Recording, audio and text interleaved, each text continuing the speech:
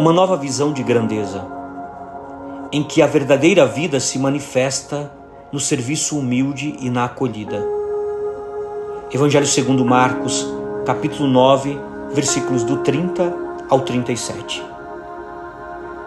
Meus irmãos e minhas irmãs, a liturgia de hoje, logo na primeira leitura, nos provoca sublinhando que, quando alguém se propõe servir a Deus, geralmente espera encontrar serenidade e receber logo, não talvez 100 por 1 de quanto deu ao Senhor, mas pelo menos tranquilidade e paz. Mas Deus nem sempre permite que isso aconteça. A leitura do livro do Eclesiástico nos alerta com força. Meu filho, se entrares para o serviço de Deus, prepara a tua alma para a provação. Sendo assim, nós podemos aprender que a provação não é um mal, mas um bem, um sinal do amor de Deus. A condição para crescermos no seu amor, para recebermos grandes graças. Por isso o texto continua: tem paciência nas vicissitudes da tua humilhação, porque no fogo se prova o ouro e os eleitos de Deus no cadinho da humilhação. Eclesiástico capítulo 1, versículos do 4 ao 5. Nós sabemos que não é fácil pensar assim, mas Deus sabe que levamos em nós algo de muito precioso. Submete-nos à provação para que esse tesouro se torne mais belo e agradável aos seus olhos. Da nossa parte, nada mais convém fazer senão nos abandonar e nos apoiar no Senhor. Confia em Deus e Ele te salvará. Eclesiástico capítulo 1, versículo 6. Não podemos nos esquecer que Jesus, o servo de Deus por excelência, também passou pela provação. Quando se preparava para subir para Jerusalém, preparou os seus discípulos para não serem simples espectadores do que ele intensamente iria viver. Jesus era consciente das suas dificuldades. Foi educando os seus progressivamente a diversos valores. A escolha do último lugar, a renúncia a miragens demagógicas, ao acolhimento dos que não contam como as crianças. Jesus procura prepará-los para a cruz, que não hão de apenas ver pelo seu lado negativo, mas como caminho de ressurreição. O mistério pascal nasce da combinação de paixão, morte e ressurreição. Os discípulos estavam sujeitos à tentação de pararem antes da chegada a Jerusalém, de arredarem do caminho, de recorrerem a atalhos ou caminhos mais largos. Era a provação dos discípulos há 2000 anos atrás e continua a sê-la também hoje, a nossa provação. Se escutarmos o aviso do livro do Eclesiástico hoje, confia em Deus e Ele te salvará, venceremos a provação e poderemos subir a Jerusalém para celebrar a Páscoa do Senhor e também a nossa Páscoa. Se pensarmos um pouco, a maneira como o espírito mudo se manifesta dentro de nós raramente assume as formas de epilepsia, como aquele jovem de quem o Evangelho falava ontem. Mas, ordinariamente, ele se traduz em um embaraço difuso que experimentamos quando a voz do Senhor nos sinaliza o abismo existente entre os seus pensamentos e os nossos. Depois de ter anunciado sua iminente paixão, Jesus se vê forçado a verificar se seus discípulos estão entendendo qual caminho escolheram livremente. Quando Jesus estava em casa, ele perguntou aos seus sobre o que estavam discutindo no caminho. E eles ficaram em silêncio, pois no caminho tinham discutido entre si quem era o maior. Meus irmãos e minhas irmãs, o silêncio espontâneo e imediato com que os discípulos são retratados pelo Evangelho sinaliza quantas ambiguidades podem permanecer em nós, dentro de nós, mesmo dentro do sincero desejo de seguir os passos do Senhor.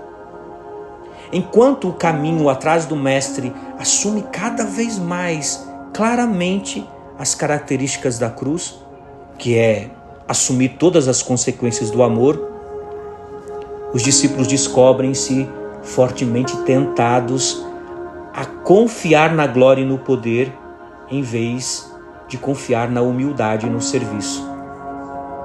Nada de novo ou estranho, assegura a sabedoria de Israel. Não é o caso de escandalizarmos-nos quando, em nossa jornada cristã, nós descobrimos que ainda temos muitas paixões mesquinhas e mundanas, que são verdadeiros esconderijos de ambições falsas e gananciosas que movem os nossos passos. Mas também não devemos temer lutar para contestar aquela parte do nosso coração que ainda é filha do egoísmo e da mentira.